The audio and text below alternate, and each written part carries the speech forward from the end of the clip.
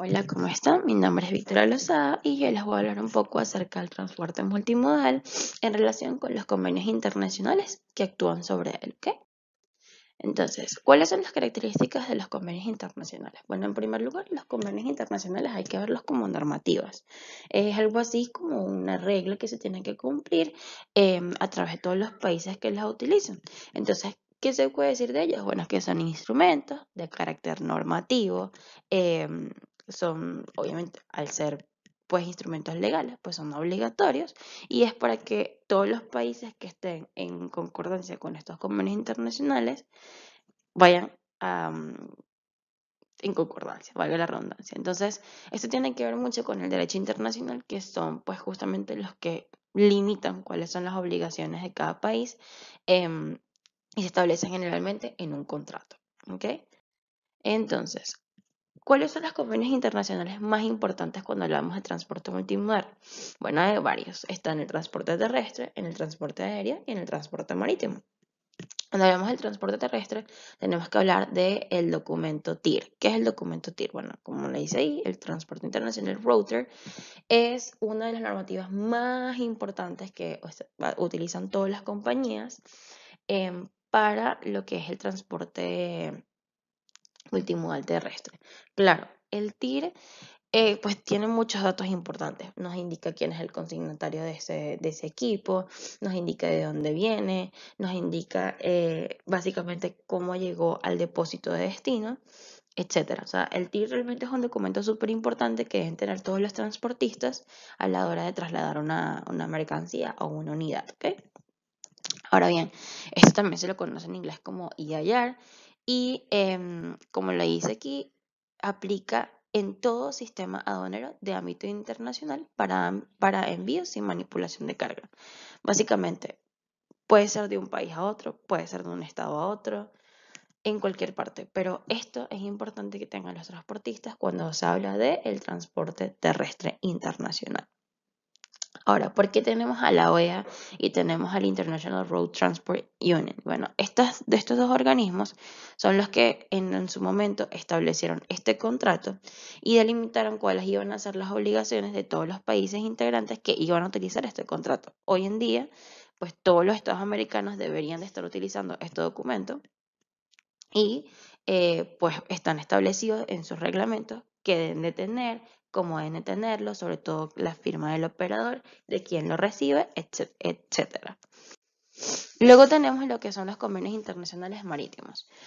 Los convenios internacionales marítimos vienen siendo lo mismo que el terrestre en el sentido de que son obligaciones de que deben cumplir, pero en este caso las compañías marítimas.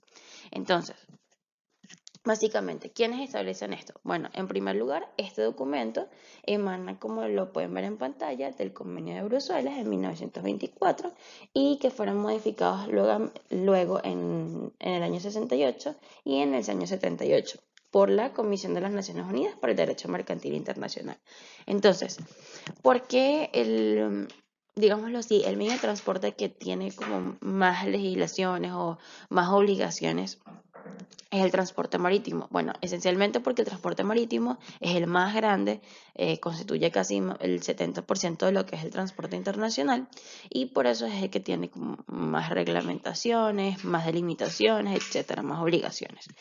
En este caso, bueno, este documento que es el Bill of Lading se creó en esta época y básicamente un marco jurídico acerca de lo que debe tener algo cuando llega una carga a un país.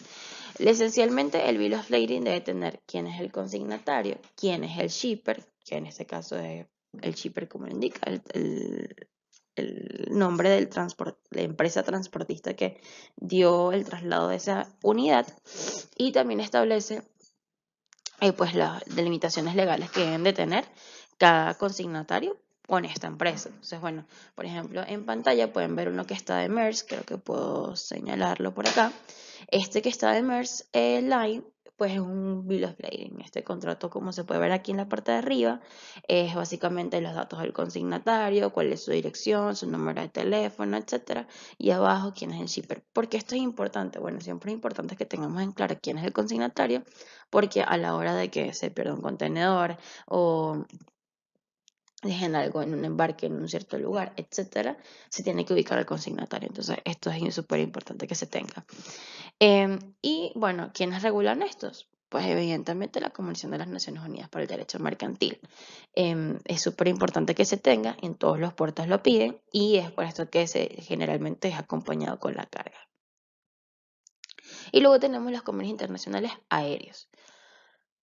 Nuevamente, ¿para qué nos sirven los convenios internacionales? Para establecer normas y reglas. En este caso, para los convenios aéreos tenemos que estar el convenio de Varsovia, que bueno, luego pasó a ser el convenio de Montreal, que unificó y armonizó todas estas reglas para el transporte aéreo de cargas y de pasajeros. ¿Okay? De hecho, el simbolito lo pueden ver en pantalla de la primera comisión que está por acá. Entonces, ¿de qué habla esto? Bueno, vamos a decirlo así, el organismo principal sobre todo en Venezuela, que legisla esto, es la Organización de Aviación Civil Internacional. Entonces, esta Organización de Aviación Civil Internacional es la que legisla todos los parámetros para el transporte multimodal. Y por eso nos guiamos de esta organización. En el caso del transporte aéreo, al igual que el terrestre, que es el TIR o el EIR, y al igual que el transporte marítimo, que es el Bill of Lading, tenemos lo que es el AWB, y tiene básicamente lo mismo. Consignatario, la carga, el tipo de carga, etc.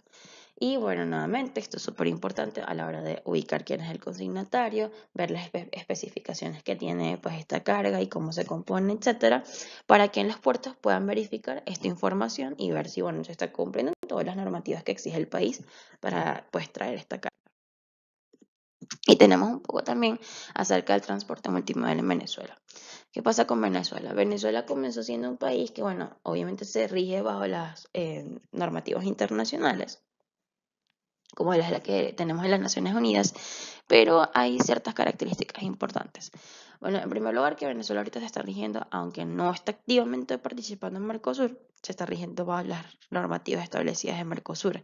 Y de hecho, todas las normativas que se han establecido, por ejemplo, en la OEA o en Mercosur, incluso en la COP, si mal no recuerdo, todas estas normativas, incluso en Venezuela no participando, las cumple. O sea, se rige bajo ellas. Y de hecho, pues hubo un acuerdo de transporte multimodal internacional por todos los países que integraban Mercosur, que Venezuela la sigue cumpliendo. Entonces, bueno, esto básicamente es importantísimo por el hecho de que todos los países que estén dentro de este tratado, dentro de este acuerdo, cumplen estas reglas. Y bueno, si alguien pues hace un traslado de mercancía desde X país, de X país que forme parte del Mercosur, debería de cumplir las mismas normativas. Aunque en términos generales, todos los contratos que hemos visto o las delimitaciones legales que hemos visto de convenios internacionales, pues deberían de ser cumplidos por la gran mayoría de países, sobre todo las que son hechas por los organismos de la ONU o organismos internacionales que generalmente son normativas que rigen todos los países. Y bueno, ¿qué podemos decir en conclusiones? Pues sí, Venezuela pues cumple los tratados y acuerdos de transporte multimodal, incluso ya no siendo parte de estas organizaciones. Y bueno, recordando que el transporte multimodal se trata de justamente un transporte que tiene otros transportes intervinientes, o sea, no está nada más, no consiste nada más en un solo transporte que vamos a suponer marítimo y marítimo, sino que puede tener aéreo, marítimo, incluso terrestre.